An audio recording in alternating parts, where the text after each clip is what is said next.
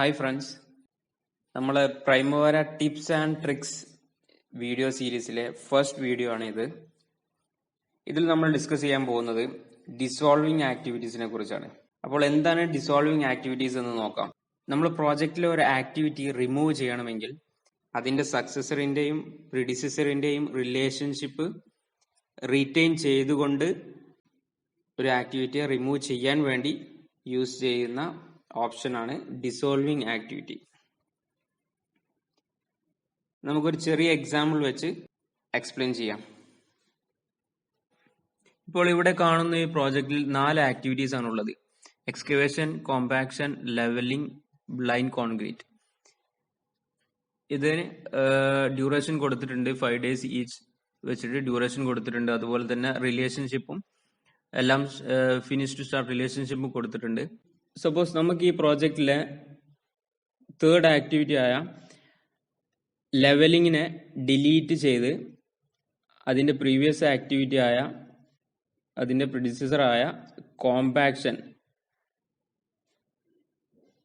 10th ജൂലൈയിലാണ് അവസാനിക്കുന്നത്. അത് ആ ആക്ടിവിറ്റി കഴിഞ്ഞ് നെക്സ്റ്റ് ആക്ടിവിറ്റി ഓട്ടോമാറ്റിക് ആയിട്ട് ബ്ലൈൻഡ് കോൺക്രീറ്റ് എന്ന് പറഞ്ഞ ആക്ടിവിറ്റി സ്റ്റാർട്ട് ചെയ്യണം എന്ന് വിചാരിക്കുക. അപ്പോൾ നമുക്ക് എങ്ങനെ സെയിം ടൈമിൽ ഈ ലെവലിംഗ് ആക്ടിവിറ്റിയെ റിമൂവ് ചെയ്തുകൊണ്ട് അതിന്റെ പ്രിഡിസസർ ആക്ടിവിറ്റിയെയും സക്സസർ ആക്ടിവിറ്റിയെയും ലിങ്ക് ചെയ്യാം എന്ന് നോക്കാം. അങ്ങനെ ലിങ്ക് ചെയ്യാൻ വേണ്ടിയാണ് നമ്മൾ ഡിസോൾവിംഗ് ആക്ടിവിറ്റി യൂസ് ചെയ്യുന്നത്. അപ്പോൾ അതിനു വേണ്ടി നമ്മൾ ആ ആക്ടിവിറ്റി സെലക്ട് ചെയ്യുക, എന്നിട്ട് റൈറ്റ് ക്ലിക്ക് ചെയ്യുക.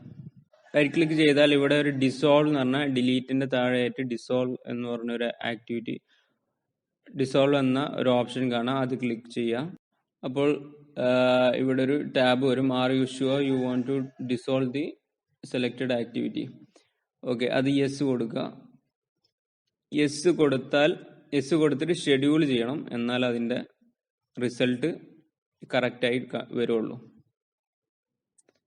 ഓക്കെ, ഷെഡ്യൂൾ ചെയ്യാം. ഷെഡ്യൂൾ ചെയ്ത് കഴിഞ്ഞാൽ ഇതാ ഇവിടെ കോമ്പാക്ഷൻ കഴിഞ്ഞ് 10th ജൂലൈ കഴിഞ്ഞ് നെക്സ്റ്റ് ഡേ തന്നെ നമ്മളെ നെക്സ്റ്റ് ആക്ടിവിറ്റി ബ്ലൈൻഡ് കോൺക്രീറ്റ് വന്നിട്ടുണ്ട്. നമ്മളെ പഴയ ആക്ടിവിറ്റി ആയ ലെവലിംഗ് ആക്ടിവിറ്റി റിമൂവ് ആയിട്ടുണ്ട്.